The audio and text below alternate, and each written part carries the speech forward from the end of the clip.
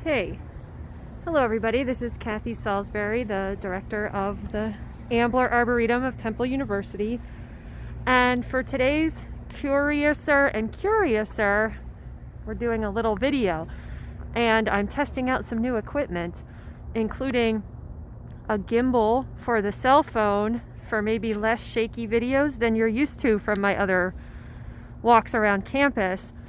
This is all new to me. My only reference or familiarity with a gimbal up until this point is from Apollo 13, when the capsule started to rotate too much and they had to calculate gimbal lock. And so this is new and different, and we'll see how it goes. So maybe a little less motion sickness inducing now. We'll see. So for Curiouser and Curiouser, besides the technology that I'm getting to be able to use, I wanted to highlight a phenomenon that happens in the winter here with our broadleaf deciduous plants. So broadleafed evergreen plants. And so broadleafed evergreen just simply means that they have wide leaves that hang on through the winter.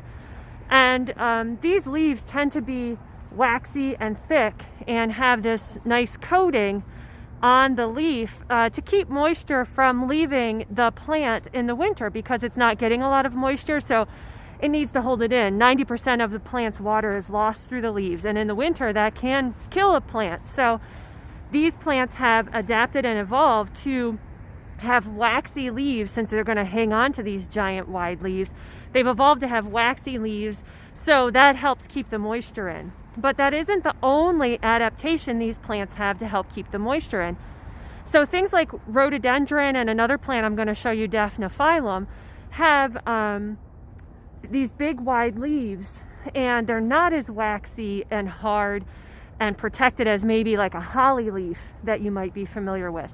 And so these plants also, especially on really cold mornings like today, it's about 20 outside, and so the other thing they do is this process called thermonasty, and it's spelled just like it sounds, or I make it sound just like it's spelled. And so you can see here that thermonasty is the process of the petioles drooping. So the petioles are the leaf stem of the plant. So the petioles drooping and a curling of the leaves. And what this does, the purpose of this, is to protect the plant from losing moisture through its stomates. Now the stomates, the stomata, are these tiny pores on the undersides of the leaves through which moisture and gases are exchanged for the plant. And in the winter, you want to not have that happening so much, because there's a chance that you could actually desiccate the plant, that the plant could just dry out so much that it will die over the winter. And so these plants protect themselves by curling their leaves and drooping. And some people get a little nervous about this, that the plant's dying or that it needs water or something like that. But no, it's just Mother Nature's way, and adaptation and evolution's way of protecting the plant in really cold weather from losing its moisture. So let's try this little zoom in here, zoom out. All right, so I'm going to show you one more plant that exhibits this also here.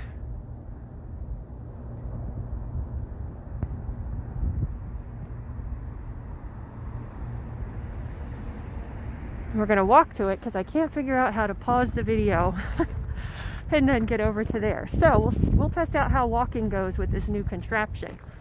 So we're walking up the Woodland Gardens Trail.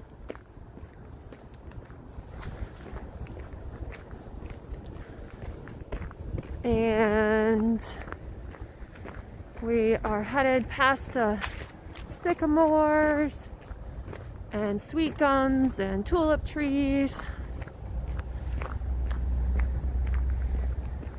and all of its chilly winter beauty here. And we're heading up.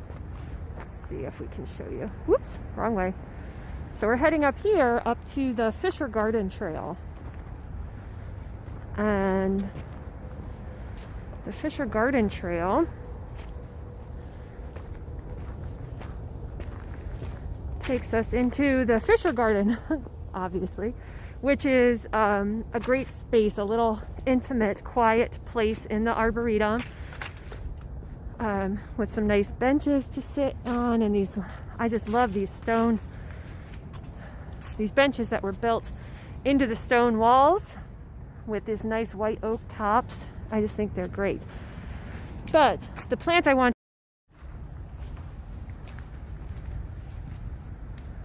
The other plant I wanted to demonstrate or show that characteristic of thermonasty is this Definiphylum Macropodum, which is an interesting shrub. You can see it has these bright pink petioles, which are the leaf stems, and the bright pink terminal buds there.